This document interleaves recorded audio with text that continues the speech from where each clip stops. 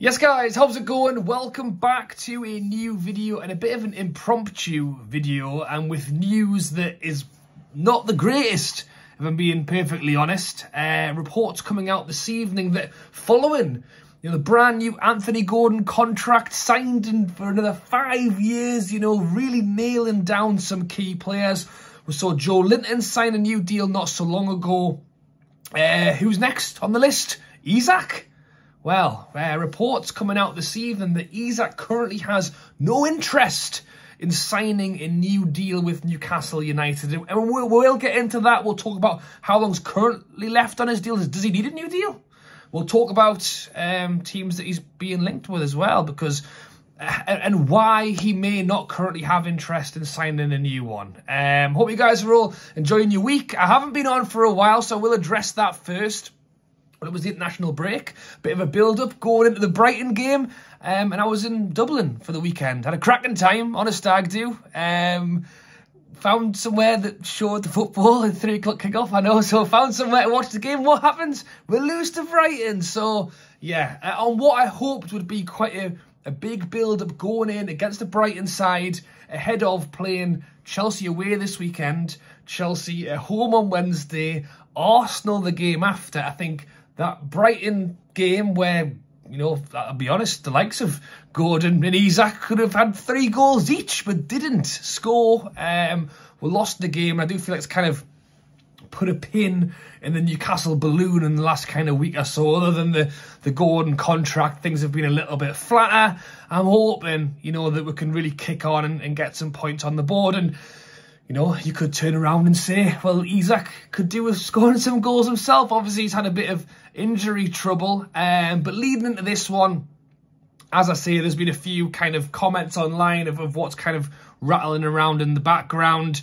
With Newcastle United, the project, the speed of which we're doing it, European football. And that's kind of what seems to be playing out in the world of Alexander Isak and his contract. There's no denying that he's a fantastic player. And there's no denying that even with the likes of Gordon, who signed his new deal, what does that do? Well, it's hoping to pin him down at Newcastle for as long as humanly possible. He's a fantastic player and we want to keep a hold of him. What does it also do? It means that if somebody did buy him, they're going to have to pay way more. Someone who's got 5 years left on their deal like Gordon compared to a year and a half straight away. And also for FFP, yes, that word, that abbreviation comes in once again, because if we paid 40 million for Gordon, technically speaking, if his contract ends in a year's time and we've got so much of that 40 million to pay off, we're going to have to be quick about it. Sign him on a 5-year deal. We've now got 5 years to pay off whatever was remaining of that £40 million payoff. I'm sure we've given Everton the money by now, but pay off in terms of how much we can spend every year. If we had to pay another 10 million off for 20 million off for Gordon in the next year and a half, well, now we've only got to pay 2 million a year over 5 years. And it will be the same with Isak. Get him on a 10-year deal. That 3 million that we paid for him can be a lot longer. So yes, there's pluses obviously to signing them, but it also means if he did go, we can pull in a lot more money, and it also helps with FFP. So there's no reason why we shouldn't be looking to put Alexander Isak on a new deal.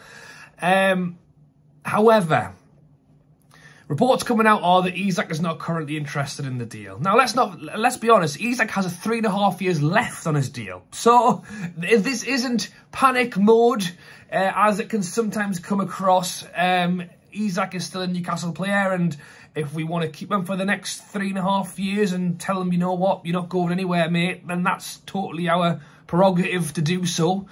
You could argue that in 3.5 years, Isak will be close to 30. I think he's 25 years old now, so he'll be 28, 29 coming into the end of that time. Maybe at that point, he would want to go and try something different after hopefully playing the best football of his career for us for the next 3.5 years.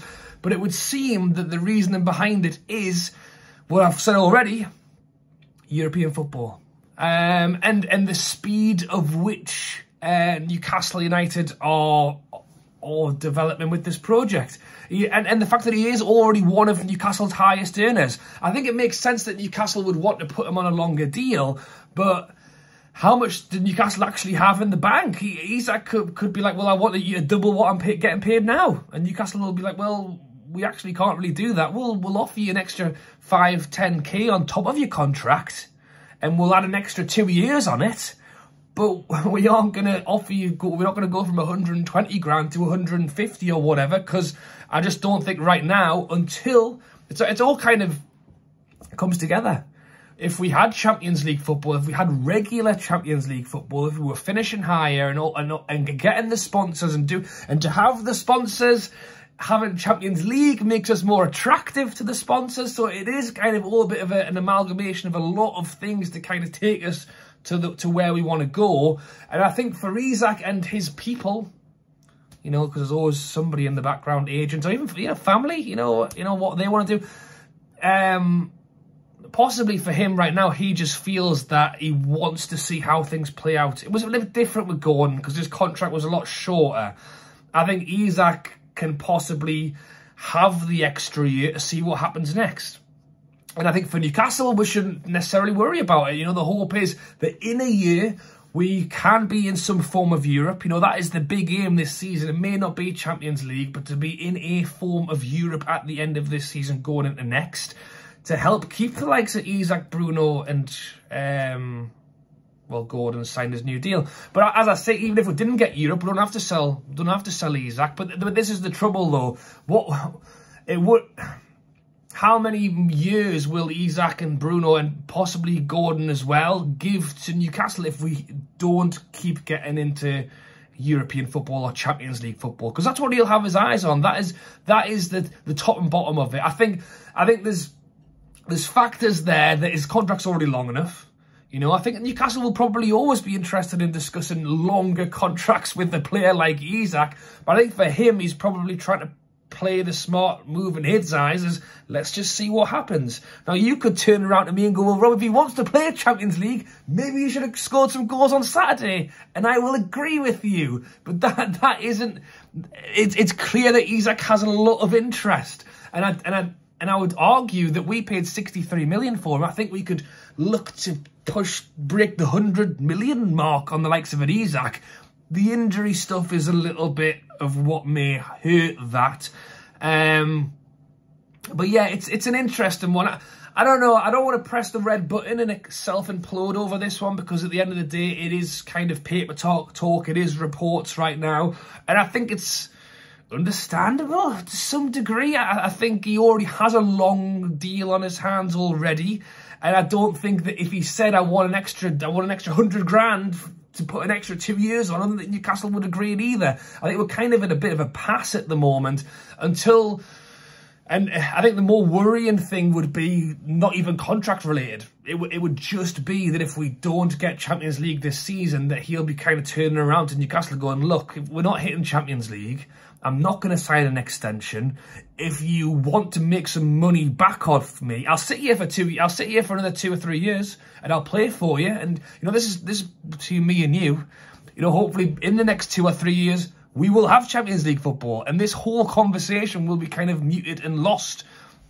But I think if we don't, then you start having the conversation of Isak saying, well, if you did want some money for me, let me go now. So you let me know your thoughts down in the comments below on the contract situations, on the chat of Isak being currently not interested in a new deal. It is somewhat worrying, but as I've mentioned already, I don't think it is quite self-destruct mode. I just think it's just where Newcastle are right now. And we've known this. This isn't a new thing. Big players want European football, and we need to go and get it to keep those big players. But as I say, it would help if he could play a big part in it, come back from injury and get some goals in these next few games.